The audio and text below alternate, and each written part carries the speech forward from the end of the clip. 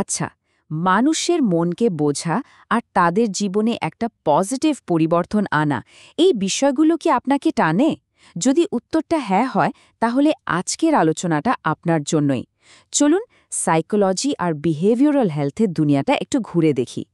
আর এই পুরো বিষয়টা আমরা জানব এনসিএইচপি মানে ভারত সরকারের নিজস্ব গাইডলাইন অনুযায়ী। দেখা যাক এই কোর্সটা কিভাবে একটা দারুণ ভবিষ্যতের দরজা খুলে দিতে পারে। দেখুন, আমাদের দেশের হেলথকেয়ার সিস্টেম কিন্তু এখন খুব দ্রুত পাল্টাচ্ছে। আর এই বদলের সাথে সাথে শুধু শরীর নয়, মনের যত্ন নেওয়ার গুরুত্বটাও সবাই বুঝতে পারছে। সত্যি বলতে কি, এটার প্রয়োজন এখন আগের চেয়ে অনেক অনেক বেশি। আর এই যে একটা বিরাট চাহিদা তৈরি হচ্ছে, এখানে কিন্তু আপনাদের মতো নতুন প্রজন্মের প্রফেশনালসদের জন্য একটা বড় সুযোগ লুকিয়ে আছে। এনসিএইচ কারিকুলামের এই কথাটা কিন্তু খুব গুরুত্বপূর্ণ। দেখুন, এখানে বলা হচ্ছে যে স্বাস্থ্য পরিষেবাটা এখন একটা টিম ওয়ার্ক। এটা শুধু ডাক্তার বা নার্সদের একার কাজ নয়। আর এখানেই অ্যালাইড অ্যান্ড হেলথকেয়ার প্রফেশনালস মানে সহযোগী স্বাস্থ্যকর্মীদের ভূমিকাটা চলে আসে। সত্যি বলতে এরাই কিন্তু আধুনিক স্বাস্থ্য পরিষেবার আসল শক্তি। আর এই টিমের মধ্যে মেন্টাল হেলথ সাপোর্ট যারা দেন, তাদের গুরুত্ব তো এখন সবচেয়ে বেশি। আমাদের এই ফাস্ট ফরওয়ার্ড জীবনে স্ট্রেস, অ্যাংজাইটি আরও কত কি, তাই না? এই সব কিছুর জন্য মানসিক স্বাস্থ্যের যত্ন নেওয়াটা যে কতটা জরুরি তা আমরা সবাই জানি। আর ঠিক এই কারণে এই ফিল্ডের দক্ষ লোকের চাহিদা এখন তুঙ্গে। আচ্ছা, একটা প্রশ্ন মনে আসতেই পারে, যে কোনো একটা কোর্স তো করে নিলাম, কিন্তু তার কোয়ালিটি বা সরকারি স্বীকৃতির কি হবে? কে গ্যারান্টি দেবে যে আমি সঠিক শিক্ষাটা পাচ্ছি? এইখানেই আসে এনসিএইচপির ভূমিকা। ভারত সরকারের অধীনে এই সংস্থাটাই নিশ্চিত করে যে এই কোর্সের পড়াশোনার মান যেন একদম ঠিকঠাক থাকে। এই যে দেখুন, একদিকে এনসিএইচপি আর অন্যদিকে ভারত সরকারের লোগো। এর মানেটা কি? এর মানে হলো এই কোর্সটা পুরোপুরি সরকারিভাবে স্বীকৃত আর সাপোর্টেড। মানে আপনার কেরিয়ারের ভিতটা কিন্তু একেবারে মজবুত হতে চলেছে। 2021 সালের এনসিএইচপি আইনটা কিন্তু একটা বিশাল বড় স্টেপ। এর আসল উদ্দেশ্যটাই হল আমাদের দেশের হেলথকেয়ার প্রফেশনালদের শিক্ষার মানকে একটা আন্তর্জাতিক স্তরে নিয়ে যাওয়া।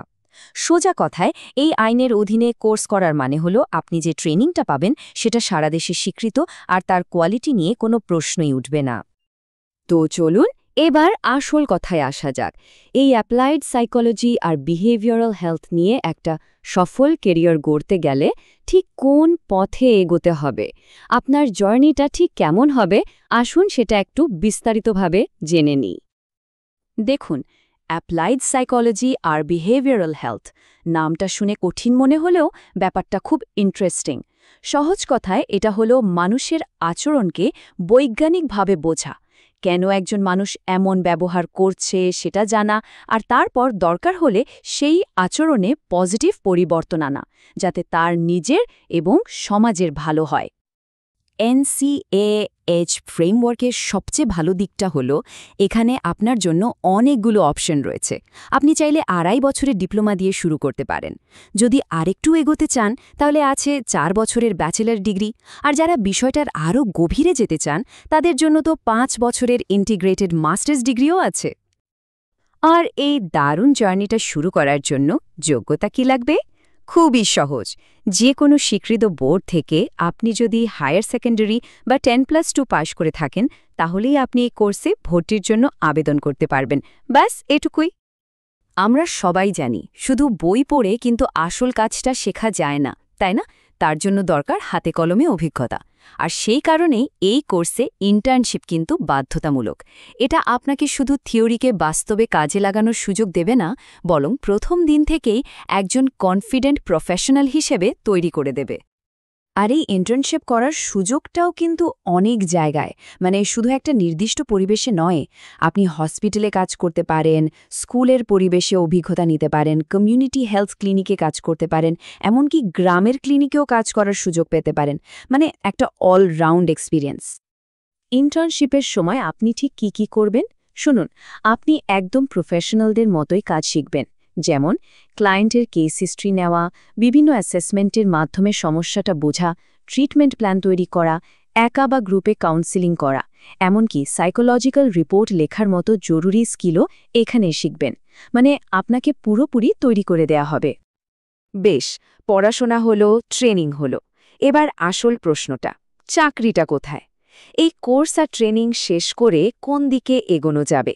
চলুন এবার আপনার ভবিষ্যতের ক্যারিয়ার নিয়ে কথা বলা যাক। কোর্সটা শেষ করার পর কিন্তু আপনার সামনে অনেকগুলো ইন্টারেস্টিং দরজা খুলে যাবে। আপনি মেন্টাল হেলথ টেকনিশিয়ান হতে পারেন, স্কুলে সাইকোলজি অ্যাসিস্ট্যান্ট হিসেবে কাজ করতে পারেন, এমনকি কর্পোরেট জগতে রিক্রুটিং অ্যাসিস্ট্যান্ট হিসেবেও যোগ দিতে পারেন। তাছাড়াও সাইকোলজি টিউটর বা ক্লিনিক আর হসপিটালে অ্যাসিস্ট্যান্ট সাইকোলজিস্টের মতো পথ তো খোলাই আছে। তাহলে সব মিলিয়ে ব্যাপারটা কি দাঁড়ালো? দেখুন, এই কেরিয়ারে 3টে অসাধারণ জিনিস একসাথে পাওয়া যায়। 1. এর চাহিদা খুব বেশি। 2. সমাজে সরাসরি একটা ভালো প্রভাব ফেলার সুযোগ আছে। আর 3. এই দুটো মিলিয়ে আপনি একটা স্টেবল আর সম্মানজনক কেরিয়ার পাচ্ছেন। এর চেয়ে ভালো কম্বিনেশন আর কি হতে পারে, তাই না? তাহলে আর ভাবাভাবির কি আছে? মেন্টাল হেলথ ফিল্ডে একটা উজ্জ্বল ভবিষ্যতের দিকে এগোনোর এটাই কিন্তু সেরা সময়। নিজের জার্নিটা শুরু করার জন্য পরের স্টেপটা আজই নিয়ে ফেলুন। অ্যাডমিশন কিন্তু অলরেডি শুরু হয়ে গেছে। এই সম্ভাবনাময় কেরিয়ার নিয়ে যদি আরও কিছু জানতে চান বা ভর্তির জন্য আবেদন করতে চান, তাহলে স্ক্রিনে যে নম্বরটা দেখছেন সেখানে আজই যোগাযোগ করুন। আপনার স্বপ্নকে সত্যি করার এই পথে আমরা সবসময় আপনার পাশে আছি।